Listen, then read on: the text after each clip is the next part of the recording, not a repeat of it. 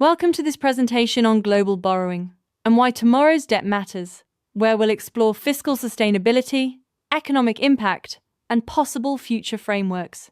Over the next few minutes, I'll guide you through how sovereign borrowing affects budgets, how costs differ across countries, and what coordinated reforms and investments could make debt more manageable and growth more resilient.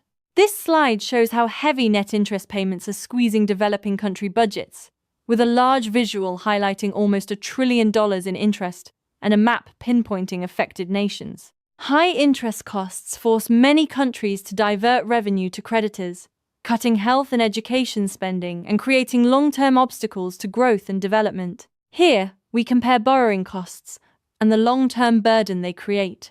The visual contrasts the United States' relatively low benchmark rates with developing countries facing 2 to 4 times higher rates.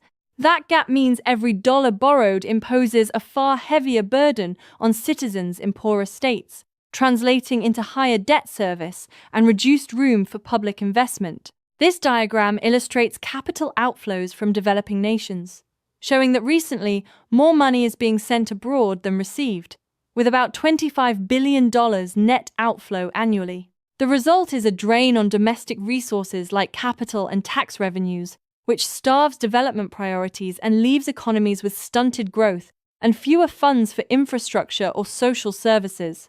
The debt dynamics slide highlights major economies approaching critical debt to GDP thresholds, with the US, UK, France, and Italy all vulnerable above the 100% mark. Rising interest rates and aging populations are shrinking fiscal cushions, reducing crisis resilience, and increasing the likelihood of painful austerity measures that would limit policy options and slow recovery. This overview explains the mechanism linking surging sovereign borrowing to broader economic consequences. Higher borrowing lifts interest rates and absorbs liquidity, which squeezes affordable credit for firms and households. That reduced liquidity can slow innovation and job creation, leading over time to stifled growth and greater financial vulnerability across countries and regions.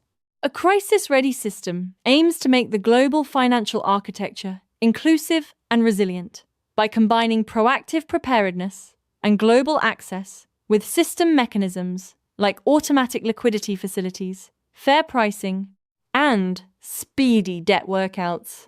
Together, these measures are designed to prevent serial defaults, avoid social setbacks, and preserve long-term stability so countries can recover without prolonged hardship. This slide argues that strategic investment of borrowed funds can turn debt into a growth engine by prioritizing AI-driven productivity and climate-resilient infrastructure, investing in technology to boost efficiency, and in green projects that attract capital helps economies grow faster than interest costs, eventually making debt self-liquidating as economic expansion outpaces borrowing burdens.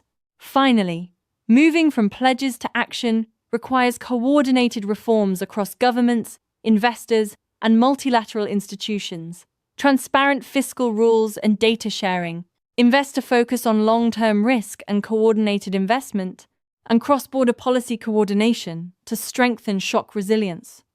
Collective action and shared information are essential to build a shock-ready global system and preempt the next crisis.